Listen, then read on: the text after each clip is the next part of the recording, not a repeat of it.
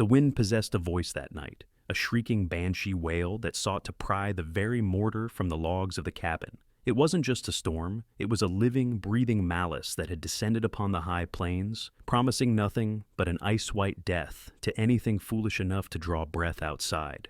For 3 days, the blizzard had hammered against the timber walls, burying the world in a suffocating blanket of white. Silas Thorne sat at his rough-hewn table, a fortress of a man, carved from the same hard solitude that defined the Wyoming territory. The oil lamp flickered, casting long, dancing shadows against the chinking, fighting a losing battle against the encroaching dark. Silas barely heard the wind anymore. He had buried his life in noise louder than this storm.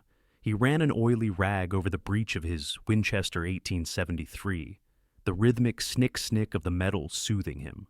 It was past 9, though time had lost its meaning in the whiteout. Outside, his dog, a jagged-toothed wolfhound named Rook, lay buried under 3 feet of snow since last November. His wife, Martha, lay beside the dog, under 6 feet of frozen earth. The silence inside the cabin was heavy, a physical weight on his chest. And then, the rhythm broke. It wasn't the wind. It wasn't the settling of the logs. It was a sound that had no business existing in this frozen hell. A dull, meat-heavy thud against the oak door. Silas froze, his hand stilled on the rifle stock. No one came to Blackwood Ridge. Not since Martha passed, not in the spring, and certainly not in a storm that could freeze a man's blood in his veins in minutes. He stood, the chair legs screaming against the floorboards. He levered around into the chamber, a reflex born of a life where surprises were rarely gifts. He moved to the door, his ear pressed to the cold wood.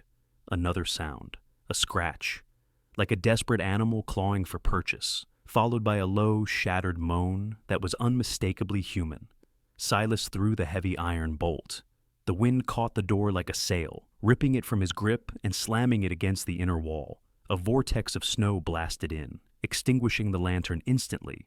In the gray, churning light of the storm, Silas squinted downward. At first, he saw only a drift. Then, the drift moved. It was a heap of rags, half buried. No, a person. Silas cursed, dropping the rifle inside and stepping out into the lethal cold. The wind cut through his flannel shirt like a ghostly blade. He grabbed a handful of the sodden fabric and pulled. The body rolled, revealing a face blue-white with hypothermia, framed by hair matted with ice and dark, crusting blood. It was a woman. She was small, frail, her lips cracked and gray. A grunt of disbelief escaped him. He looked out into the blinding sheet of white. No horse, no tracks, just the infinite hungry storm. He wasted no time. He scooped her up. She weighed nothing, a bundle of hollow bones and wet wool. He fought the wind to get back inside, kicking the door shut and leaning his weight against it until the bolt slid home. He carried her to the bearskin rug before the hearth, reigniting the lantern with shaking hands. The light washed over her, revealing the extent of the damage. She was young, perhaps early 20s, but her face held the ghost of a hard life. Her dress, a cheap, gaudy satin thing meant for a saloon, was shredded. Her feet were bare, swollen and purple. And then, the blood. A dark, frozen crust started high on her left hip, soaking the flimsy material and freezing it to her skin. Silas stood dripping snow onto the floor, his breath coming in short bursts. This was trouble. This was the kind of trouble that brought riders, guns, and graves. His instinct, the one that kept him alive in this self-imposed exile, screamed at him to put her back outside. But then he saw her hand twitch. It was a small, desperate movement, reaching for warmth. "Damn it all," Silas muttered, the first words he had spoken in days. He went to the stove, swinging the kettle over the fire. He retrieved his hunting knife and the tin box of medical supplies he used for the livestock. Kneeling beside her, he saw her breathing was shallow, a rattling wheeze that spoke of the end. "All right," he said, his voice rusty from disuse.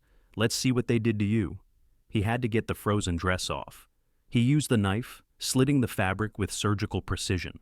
As he peeled the cloth from her hip, she gasped. Her eyes flew open, wild, terrified, the color of shattered glass. She didn't see the fire or the cabin. She saw a man. She saw a knife. "No!" she choked, scrabbling backward, crab walking away from him, despite her weakness. "Don't Please. Hold still, Silas commanded, his voice a low rumble. You're bleeding out. Don't touch me! She raised her hands, a pitiful defense against a man of his size. She was waiting for a blow. She was waiting to be used.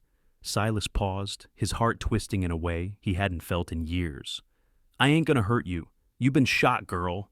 Look. He gestured to her side. The adrenaline faded enough for her to feel the pain, and she looked down. The bullet had grazed her, a long, angry furrow just above the hip bone. The flesh was puckered, red, and hot to the touch. Poison was setting in. It needs cleaning, Silas said, dipping a rag into the hot water. Now. She looked at him, really looked at him, searching for the malice she was used to finding in men's eyes. She found only a grim, tired determination. She squeezed her eyes shut, turning her face to the wall. Just get it over with. The resignation in her voice was worse than her screaming. It broke something in Silas. He worked quickly, washing the wound. She hissed through her teeth, her body rigid as a bowstring, but she didn't cry out. As he cleaned the grime from her shoulder, the sleeve of her tattered dress slipped down. Silas stopped. There, branded into the pale skin, just below her collarbone, was a mark. Not a scar, but a burn. A stylized G inside a gilded cage. Silas knew that mark. He had seen it on a dead girl in Cheyenne once. It was the mark of the Gilded Cage, a high-end brothel in Casper run by men who treated women like cattle. A cold knot formed in his stomach. This wasn't just a runaway. This was stolen property. He finished binding the wound, smeared it with pine tar salve, and stood up. He grabbed a heavy wool blanket from his cot and threw it over her, covering the brand, covering the bruises. Eat the broth when it's hot, he said to the floor, moving to the door to check the bolt. I'll be in the chair. Don't touch the rifle. Where are you going? Her voice was a cracked whisper. Nowhere, Silas lied. Just checking the draft. He sat in his chair by the door, rifle across his knees, and watched the fire die down. He was a fool. He had invited the devil's own luck into his home, but as he watched the rise and fall of her breathing, he knew he couldn't have done anything else. The blizzard raged for 4 days. The world shrank to the 4 timber walls of the cabin. The girl, whose name was Elara, burned with fever. She tossed on the rug, crying out in her delirium. She screamed for a woman named Lily, begged a man named Judge to stop, and whispered softly to a child who wasn't there. Silas became a nursemaid. He forced water past her cracked lips. He changed her bandages. He never slept in the bed, surrendering it to her fever-racked body while he dozed in the chair, alert to every shift in the wind. He learned her terrain without asking a question. He learned she flinched at sudden movements. He learned she terrified of silence. He learned that despite her frailty, she had a core of iron. Even in fever, she fought the invisible hands grabbing at her. On the 5th day, the fever broke. Silas was mending a harness by the window when he felt eyes on him. He turned. Elara was awake, lucid, sitting up in his oversized flannel shirt, looking at him with a mixture of confusion and suspicion. You're still here, she whispered. Snow's 10 feet deep, Silas grunted, not looking up from his work. Nobody's going anywhere. You didn't... She trailed off, glancing at her body, then back to him. I didn't, Silas finished for her, his voice hard. I ain't that kind of man. She looked at the fire. Why? Why what? Why help me? You saw the brand. You know what I am. Silas set the harness down. He looked at the empty chair in the corner, the one gathering dust. My wife, Martha, she died 2 winters back, went through the ice on the creek trying to save a damn dog. She used to say everything deserves a chance to live, even the broken things. Elara fell silent. I'm sorry. Don't be. It's done. The days that followed fell into a strange domestic rhythm. As Elara regained her strength, she began to take over small chores. She swept the hearth. She made the coffee. They moved around each other in the small space like satellites, careful not to collide. One evening, Silas needed to check the stitching on her hip. It needs to be closed properly, he said, boiling a needle. Fever tore it open. Elara sat on the edge of the cot, pulling the shirt up to her waist. She turned her head away, her breathing hitching as Silas knelt. He smelled of wood smoke and gun oil. His hands, massive and scarred, were surprisingly gentle. This will hurt, he warned. As the needle pierced the skin, she grabbed his shoulder for balance. Silas froze. The touch was electric, foreign. He hadn't felt a woman's hand in 2 years. He looked up, and for the first time, their eyes locked not in fear, but in recognition.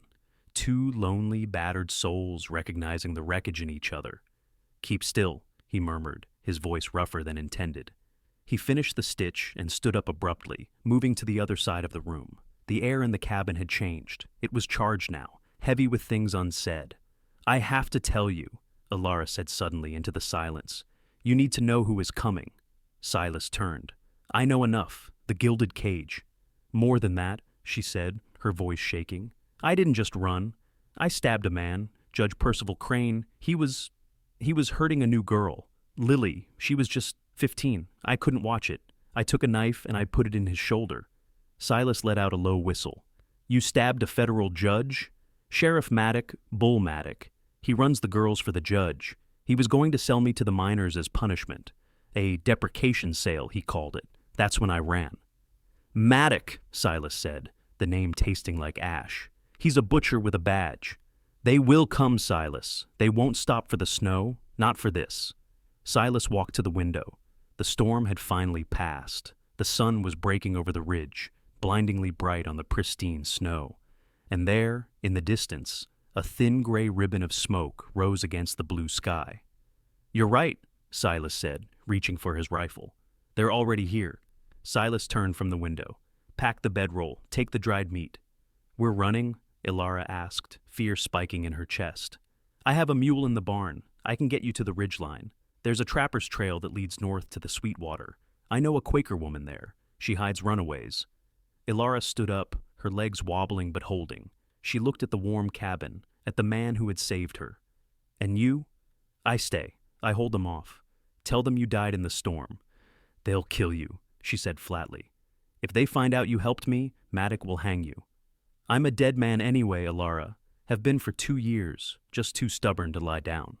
Elara walked over to him. She took the rifle from his hands and set it on the table. Then she took his face in her hands. His beard was rough, his skin cold, but his eyes were alive. "No," she said. "I am done running. I ran from the orphanage. I ran from the brothel. I ran into the snow. If I run now, I'll never stop. I'm tired, Silas." "So you want to die here?" "I want to live, truly live, and I can't do that looking over my shoulder." She paused. "We fight. We tell the truth." "The truth?" Silas laughed bitterly. "Against a judge and a sheriff, the truth is what they say it is. Not if we have proof, not if we make them confess." Silas looked at her. The scared girl was gone. In her place was a woman forged in fire. And God help him, he wanted to stand beside her. "We go to town," Silas decided, the madness of it settling over him. "Blackwood Creek. We find the U.S. Marshal passing through on the circuit. We make a scene." He went to the trunk at the foot of the bed, Martha's trunk. He hadn't opened it since the funeral. He pulled out a heavy coat and a smaller rifle. "Can you shoot?" "I hit a judge with an oyster knife at 10 paces, she said grimly. "I can shoot." They rode into Blackwood Creek side by side, two dark shapes against the blinding white. The town was digging itself out. Men stopped shoveling snow to stare. The recluse, Silas Thorne, was back, and he had a woman with him. A woman with a face that looked like trouble. They tied the horses at the hitching post of the Iron Horse Saloon. Silas checked his Colt Navy revolver. Elara checked the small .32 he had given her, tucked into her waistband. "Ready?" "No," she said. "Let's go." They pushed through the batwing doors. The saloon was warm, smelling of stale beer and wet wool. In the corner, holding court, sat Sheriff Bull Maddock. He was a mountain of sweat and muscle, with a face like a clenched fist. The room went silent. "Well, look what the cat dragged in," Maddock boomed, standing up. His hand drifted to his gun belt. "The runaway whore and the mountain hermit." "We're here for the marshal," Silas announced, his voice booming. "This woman has a statement to make regarding Judge Crane and the trafficking of girls from the gilded cage." Maddock laughed, a wet, ugly sound. "The marshal ain't here, Thorne. Snowed out in Laramie. It's just me, and I say this here as a fugitive who assaulted a federal officer." "She acted in defense of a child," Silas stepped forward, putting his body between Elara and the sheriff. "She's property," Maddock roared, "and you're harboring her." Maddock drew. He was fast for a big man, but Silas was ready. Silas didn't shoot to kill. He swung the barrel of his rifle, smashing it into the hand of a deputy raising a shotgun. The room exploded into chaos. "Get her!" Maddock screamed. A bottle smashed over Silas's head, sending him to his knees. Two men grabbed Elara, dragging her back. She didn't scream. She bit the hand of the man holding her, drew her a .32, and fired into the ceiling. Blam! The dust rained down. In the momentary stun, Silas roared, heaving the table into the deputies. He grabbed Elara's arm. "Run!"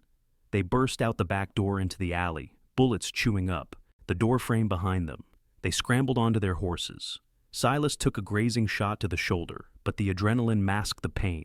They spurred the beasts, galloping out of town as a bell began to toll the alarm. They didn't stop until they reached the ridge overlooking Silas's ranch. "They'll come tonight," Silas wheezed, sliding off his horse. His shoulder was soaking his coat in blood. Elara was beside him instantly, pressing snow to the wound. "We didn't get the marshal." "No," Silas grimaced, "but we got their attention." They looked down at the ranch. Smoke was rising again, but this time it was from the barn. Maddock's men had beaten them there. The barn was ablaze. Silas's mule was dead in the snow. "They want a war," Silas whispered, his eyes dark. "I'll give them one." They retreated to the cabin under the cover of darkness. The barn was a smoldering ruin. Nailed to the cabin door was a note: "Give up the girl or burn." Inside, they barricaded the door. Silas was pale, the blood loss taking its toll. Elara bandaged him tight. "We can't win a shootout, Silas. There's 20 of them." "We don't need to win a shootout," Elara said, her eyes landing on the dusty trunk again. "We just need the truth." She pulled out the object she had seen earlier when Silas grabbed the coat, a Thomas Edison phonograph. Silas had bought it for Martha as an anniversary gift the week before she died. It had never played a note. "Does this work?" Elara asked. "It records," Silas said, confused. "Wax cylinders. Why?" "Maddock is arrogant," Elara said, a plan forming in the cold steel of her mind. "He thinks I'm weak. He thinks you're broken. We invite him in." "What?" "We send a signal. White flag. Tell him you're dead. Tell him I surrender. He'll come to gloat. He'll want to tell me exactly what he's going to do to me. It's suicide. It's a trap." They set the stage. Silas hid beneath the floorboards in the root cellar, his rifle trained on the gap in the planks. Elara set the phonograph on the table, hidden behind a stack of books, the horn directed at the center of the room. They waited. An hour past midnight, the heavy boots crunched on the snow. The door was kicked open. Sheriff Bull Maddock filled the frame, a lantern in one hand, a pistol in the other. He stepped in, looking around the dim room. He saw Elara sitting by the fire, head bowed, trembling. He saw the body of Silas wrapped in a blanket on the cot, a pile of pillows. "Smart girl," Maddock sneered, closing the door. "Finally realized nobody saves trash like you." "Please," Elara whimpered, leaning toward the table and subtly engaging the needle on the spinning wax cylinder. "I just want to live." "Live?" Maddock laughed. He walked closer, his spurs jingling. "Judge Crane wants you hung, but I told him, a waste of good inventory. I've sold girls across 3 counties, Elara, to mayors, to bankers. But you're going to the mining camps. I'm going to sell you for parts, until there's nothing left." The needle scratched into the wax. Every word, every threat. The confession of a monster. "You admit it?" Elara asked, her voice strengthening. "You sell us?" "I own you," Maddock roared. He holstered his gun and reached for her. "Come here! Now!" Elara screamed. The floorboards erupted. Silas rose from the earth like a revenant. The Winchester roared. Click. Misfire. The old shell had dampened in the cellar. Maddock spun, his eyes wide. He drew his pistol. Silas lunged, tackling the massive sheriff. They crashed into the table, sending the phonograph skidding, but not falling. They were 2 bears fighting in a cage. Maddock was stronger, but Silas was fighting for more than his life. He slammed Maddock's head against the floor, but the sheriff got a knee up, driving the breath from Silas. Maddock scrambled up, aiming his Colt at Silas's chest. "Die, you son of a—" Bang! The shot didn't come from Maddock. Elara stood by the hearth, smoke curling from the barrel of her .32. Maddock looked down. A red blossom appeared in the center of his chest. He looked at Elara, looked at the gun, and tried to speak. Only blood came out. He fell backward, dead before he hit the planks. Silas lay on the floor, gasping for air. Elara dropped the gun and fell to her knees beside him. "Did we get it?" Silas wheezed. Elara crawled to the phonograph. She moved the needle back. A faint, scratchy voice filled the room. "I've sold girls across 3 counties. I own you."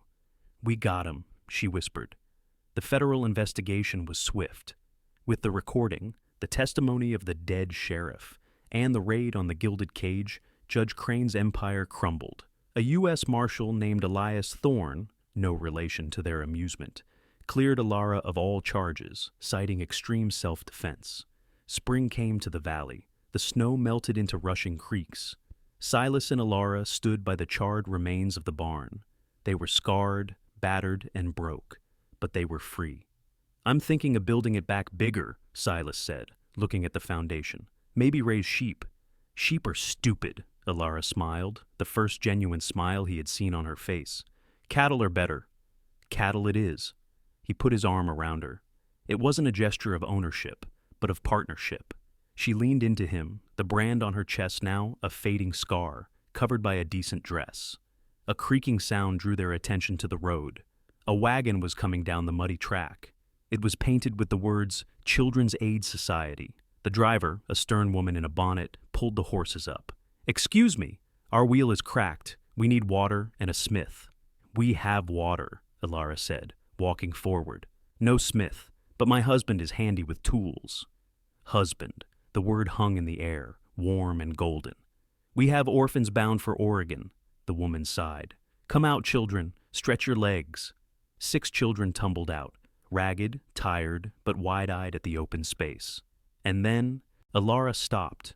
A small girl, maybe 5 years old, climbed down last. She had hair like spun gold and eyes the color of the Wyoming sky. She was humming a tune, a lullaby Elara had composed in the dark of the orphanage, a song she had hummed to a baby taken from her arms 5 years ago. The world stopped spinning. "What is your name?" Elara whispered, dropping to her knees in the mud. The little girl looked at her. "They call me Penny, but I remember a song." Elara held out her hand. Her heart hammered against her ribs like a trapped bird. "I know the rest of that song, Penny." The girl stepped closer. She looked at Elara, really looked at her, and a flicker of memory, ancient and deep, sparked in her eyes. Silas watched from the porch. He saw his wife, his brave, warrior wife, gather the child into her arms. He saw the tears fall, washing away the last of the winter's grime. He looked at the green valley, at the clear blue sky. The wind was blowing again, but it wasn't screaming. It was singing,